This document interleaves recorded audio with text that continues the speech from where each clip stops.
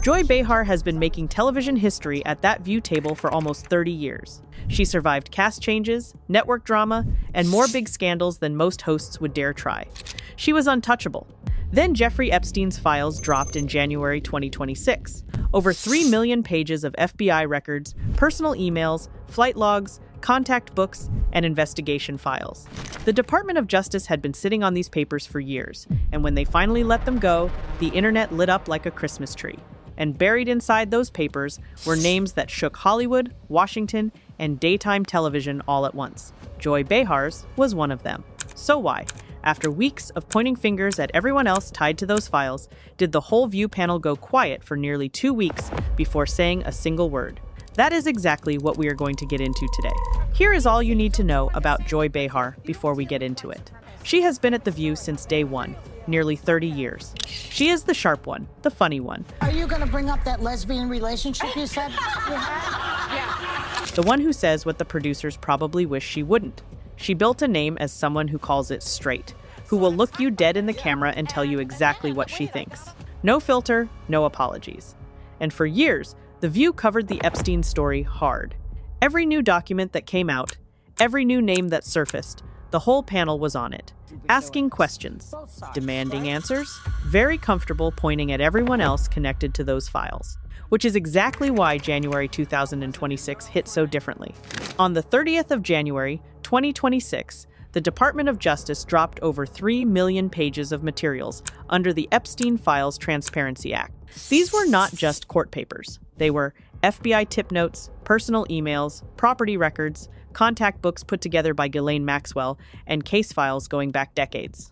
The media started going through them right away. Breaking tonight, the Justice Department releasing more than 3 million pages of documents. And within a few days, a right-leaning outlet called Newsbusters ran a story with a very specific finding. Several View co-hosts had their names in the papers. Whoopi Goldberg showed up 21 times. Joy Behar showed up 3 times. Sarah Haynes turned up as well. Because it'll get to the bottom of false conspiracy. I can't even utter the words, if there's nothing to hide, why don't you show us? There's absolutely things to hide. Now, before we go any further, here is something you actually need to understand about these files, because the internet has been very loose with the facts on this one.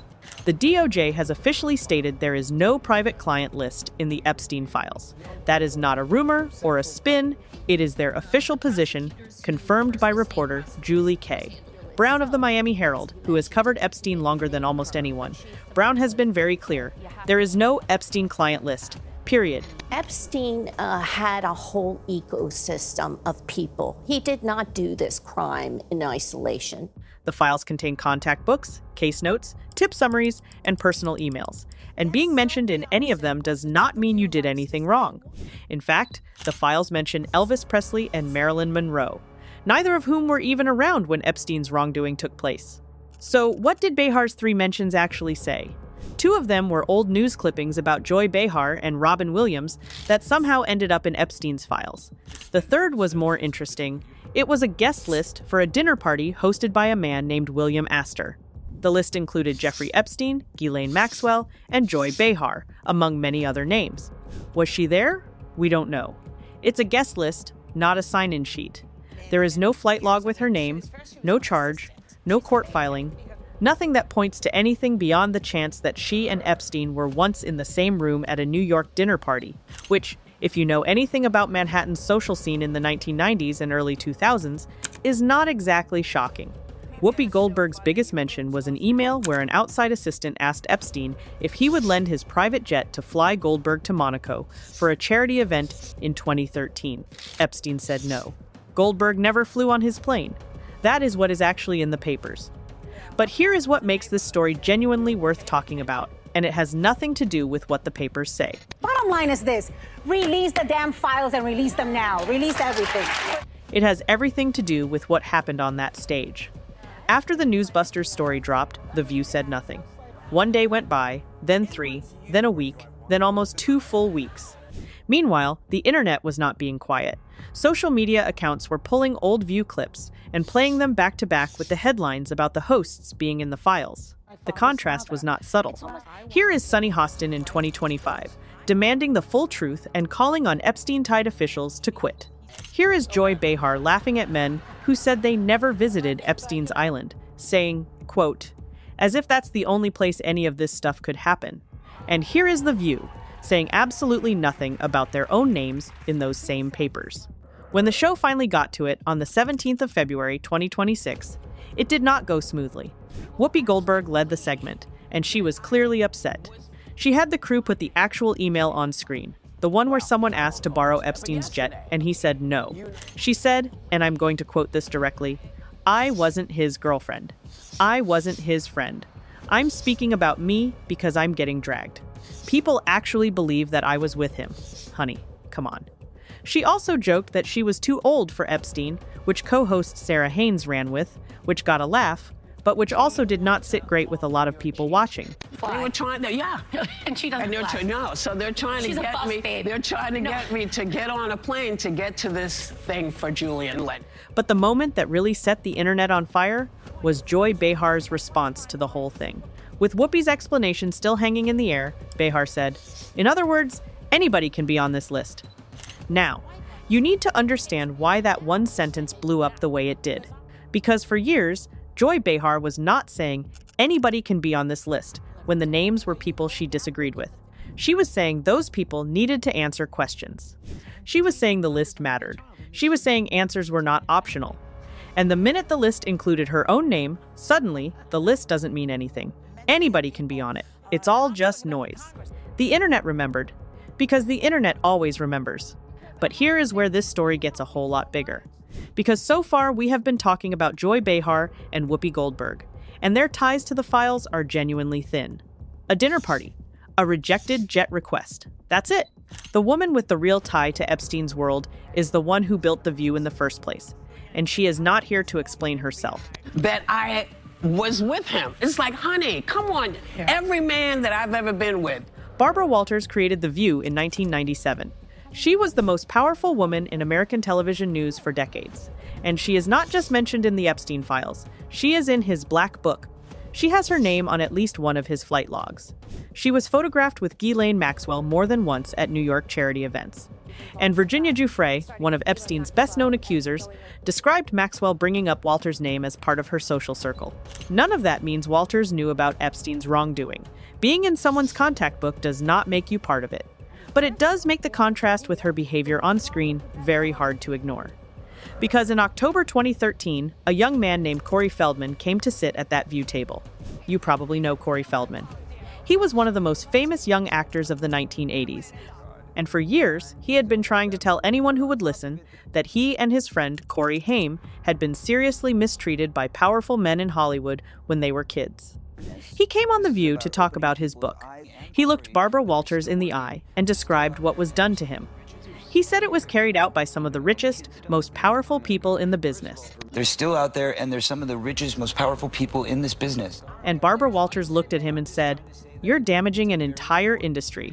Roses and You're sunglasses and damaging an entire industry. I'm sorry, I'm not trying to. That clip has gone viral 4 separate times since 2013. After Harvey Weinstein in 2017, after Epstein's situation became public in 2019, after the Quiet on Set documentary in 2024, and again in February 2026, when a post sharing the clip with the caption, "This hits different in 2026, received over 51,000 likes in a single day. In a 2024 interview, Feldman said that moment felt like a knife in the heart, that it gave everyone the feeling she was either part of it or covering for it. He never received an apology before she passed away in December 2022. Barbara Walters also stood up for Woody Allen on The View in February 2014, calling him a loving, caring father, while Dylan Farrow's open letter about her alleged mistreatment as a child was still making headlines. And the 2026 Epstein files showed that Epstein and Allen had a personal friendship, with Epstein setting up a White House tour for Allen. White House slams House Dems releasing Epstein photos. Woody Allen. The White House accused Democrats from the House Committee on Oversight. Nobody on The View talked about the Barbara Walters angle in either of their February 2026 segments. Not once. Now let's talk about Sunny Hostin, because her story in all of this is its own kind of remarkable. In July 2025, Hostin was fierce about the Epstein files. She called for Howard Lutnick, Trump's Commerce Secretary pick, to step down after it came out that he had visited Epstein's island with his children. She said, and this is a real quote, You're going to visit that island with your kids, ranging from 6 to 16? That lack of judgment there alone is worse than the lying. She was loud. She was direct. She demanded answers. Then the DOJ said there was no formal Epstein client list. And Sunny Hostin changed her tune so fast it gave people whiplash. Suddenly, she wasn't sure the files should be fully public. Says, yes, let's release the Epstein files if the Senate agrees to do it, even if the president signs it. Suddenly, she was worried about innocent people being grouped in with guilty ones. Suddenly, context mattered. This is not a small thing. The Western Journal and Fox News both ran side-by-side clip comparisons. Her two positions, less than a year apart, are genuinely hard to explain. Now, to be fair to Hostin, she is right that context matters. We already showed that these files include the names of people who did nothing wrong.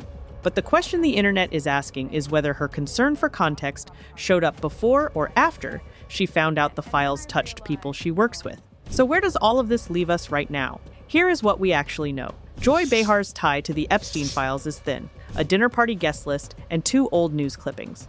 No flight logs, no black book entry, no accusation from anyone. She is not charged with anything. She is not a suspect in anything. The DOJ has made clear that a name showing up in these papers is not proof of wrongdoing. Whoopi Goldberg's tie is equally thin. Someone asked if she could borrow a plane. Epstein said no. That is the story. Department of Justice of withholding dozens of pages of FBI records from the Jeffrey Epstein files. What is not thin is the on-air behavior.